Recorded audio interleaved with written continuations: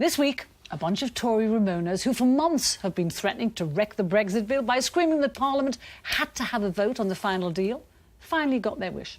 But, surprise, surprise, it wasn't enough.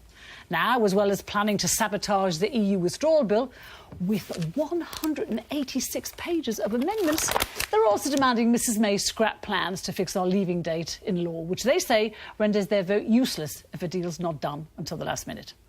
But the biggest treachery? These Brexit mutineers say they'll vote with Labour to defeat the final bill if they're not satisfied with it, which of course they won't be. No Brexit bill will ever be good enough for one simple reason. They don't want Brexit.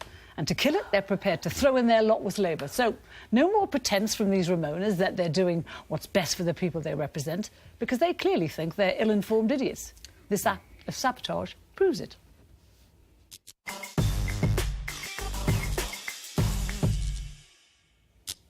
Carole, let me read you a quote. It says, if a democracy cannot change its mind, it ceases to be a democracy. David Davis.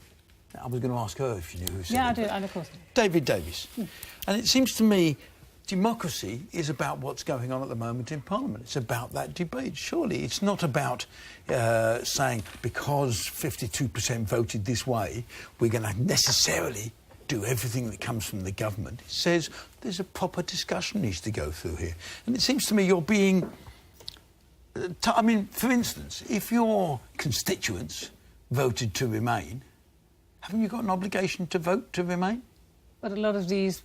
No, but let's take the logic. The logic is, do 52% of the population who voted bind people whose constituents didn't vote that way? They voted another way.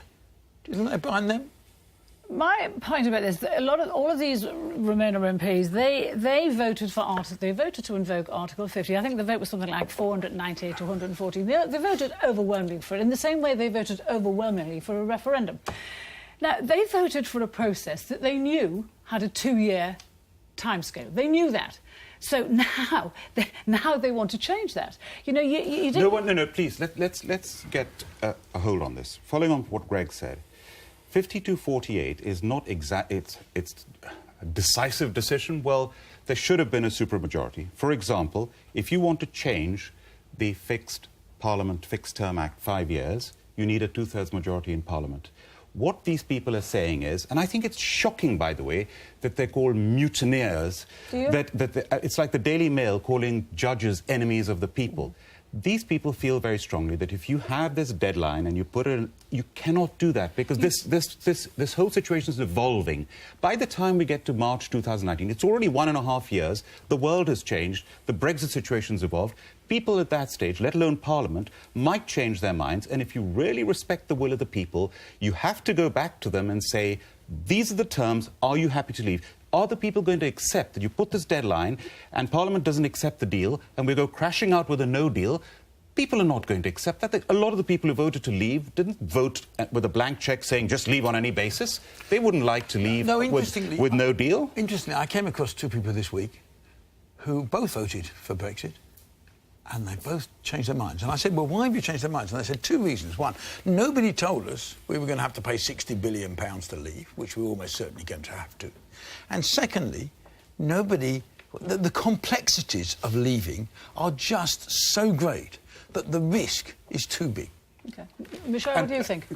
Well, let Michelle come in, Carole. She hasn't spoken yet. Well, I'm a Brexiteer, and I share a lot of your frustrations, Carole.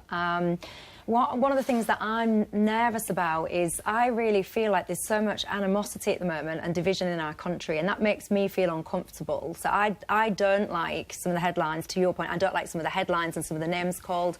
I know that at least one MP's had to call in the police because of threats, and I'm very uncomfortable with that. I want the will of the people or the majority vote to be respected. I don't see how you cannot have a date committed to legally, because if you don't commit to a date, these things will go on and on. Carole, can I show you this headline, which has led to several threats, death threats on Twitter to Anna Soubry, who is what you would call a mutineer. And I find the language used, collaborator, do you think she mutineer... hadn't had them before? I don't know, but she received them directly after this Daily Telegraph headline. Saboteur, mutineer, enemies of the people, crush them, collaborators. Hold on, Carole, can I just finish? Thank you. It's when you run out of terms of abuse like that, you obviously, the leavers who are obviously finding things threatening, because I think that the mood in the country is getting a bit worried about the extent of the admin nightmare that's going to face us for the next 10 years. None of these MPs are rejecting the result of a referendum. All of them have said they respect the result of the referendum. All bar Ken, which is not the name of the chain of pubs. He's the only one who's been... All bar Ken actually voted to invoke Article 50, so they are actually doing what the referendum result said. And in fact, what they're doing is making sure that this enormous bill, the repeal bill that is going to cut and paste EU law, is subjected to the proper scrutiny of Parliament. You, as a leaver, said that we should take back control. Does this not apply to Parliament as well, Carole? Yeah. I'd like to come back on what you just said about... No, because it doesn't apply to Parliament, because all you want is for the will of the people. Whatever that means. I've just let you talk, but can I just say, you're using words... You're saying that we shouldn't use words like mutineers and betray. They're inflammatory. They are betraying. They're betraying their leader. They're betraying their party. They're betraying their constituents. And actually, they're betraying the country by throwing their... Can I finish? You're all going at me by butting in, by throwing their lot in with Labour. That is the biggest betrayal of all. But so can I just... Sorry, this is, as a parliamentarian, I feel that's really bad. As a parliamentarian, whether you're in the House of Commons or in the House of Lords, you're meant to be objective and independent in your views. And by the way, you showed these hundreds of pages of amendments. There are over 400 amendments in the House of Commons. Wait till it gets to the House of Lords. There will be many, many more, because the experts in almost every field, including in this field, former cabinet ministers, etc., will all... It's admin, Karen. This is what happens when you leave a block. This is serious. There are Henry VIII powers in there that are giving power to the government and taking it away from Parliament and the people. This is really dangerous. And also the complexity. A former head of the civil service, one of my fellow crossbench peers, he was asked, how long will it take just to implement this in the civil service, Brexit?